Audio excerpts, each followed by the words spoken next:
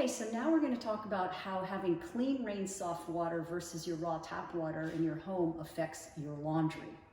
So we have two washing machines here, our simulated washing machines, one for our raw tap water and one for our purified rain soft water. So I'm going to put the raw tap water in here.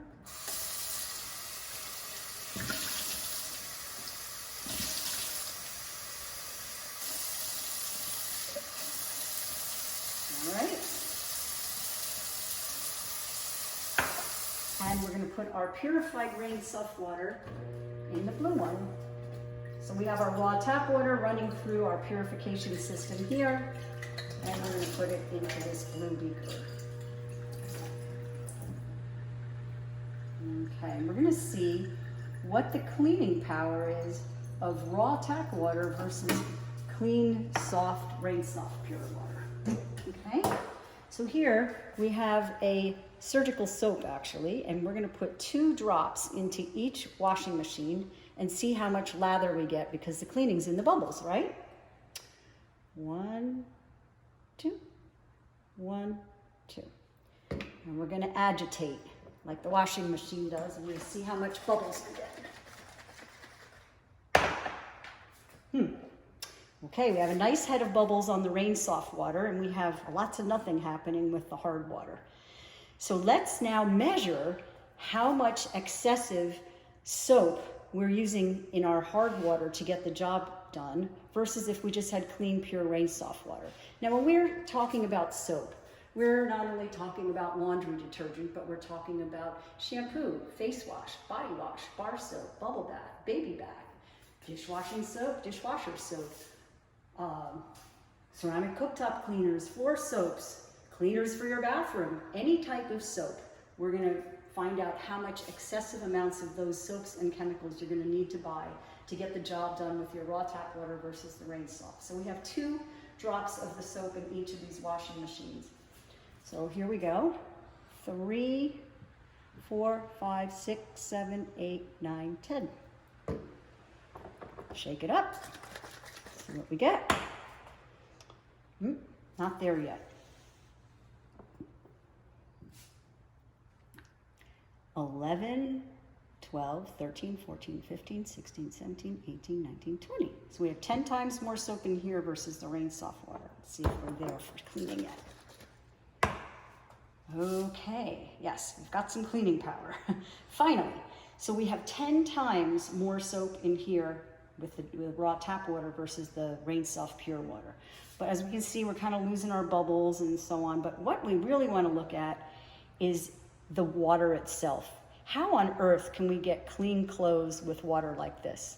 This is why we need bleach, Shout, OxiClean, and all the other laundry additives that we use in our laundry to get our clothes clean. But this is also why we need fabric softener, because all this soap residue is stuck in the water because this chalky-like residue is stuck in the water, and it's not allowing the soaps and detergents that we use to be rinsed out of this water. So we have all that detergent residue in our clothes, in our towels, in our bed sheets, and we're walking around with that rubbing on us all the time. And it's also making the fibers brittle, which is why we need that fabric softener. But it's also making all that excessive lint in your dryer, because we're throwing away little pieces of our clothes every time we do our laundry because the fibers are so brittle from all this detergent residue that your raw tap water cannot rinse out. So also we can see that this scum is sticking to the sides here. This is what builds up on your shower doors and things like that you have to scrub off every week with all those highly lovely chemicals that we have to use. And this is also what sticks to our hair and our skin, giving us dry hair without a lot of nice shine, having to use a lot of conditioners, not being able to get a comb through it when you finish your shower, and having to use a lot of excessive moisturizers. So now, if we look at the rain soft water, you see how clear this beaker is, and you see how clear the water is. And there's absolutely no residue sticking to the side of this beaker. So this is how you get a nice clean rinse on everything, your clothes, your hair, your body, and your home. Now let's take a look We use 10 times more in the raw tap water versus the clean rain soft water. So let's say a bottle of Tide is $20, all right? What is that money, where is the money going? Well, half of the amount of the what's in the product is a water softening agent. 33% is a buffering agent, 7% is a corrosion inhibitor, and only 10% is actually the soap. So what we're doing is we're spending, if we're spending $20 on a bottle of laundry detergent, we're spending $18 to get the water ready to be able to accept $2 worth of soap. All right, so what we're doing is we are treating our water one box and one bottle at a time. So think about that. One box, every box, cleaners and chemicals to get the water ready to do it. So it's like putting a bunch of Band-Aids all over our body when the problem is our blood. So where is all that money going every month? It's going right down the drain. And what do we have to show for it?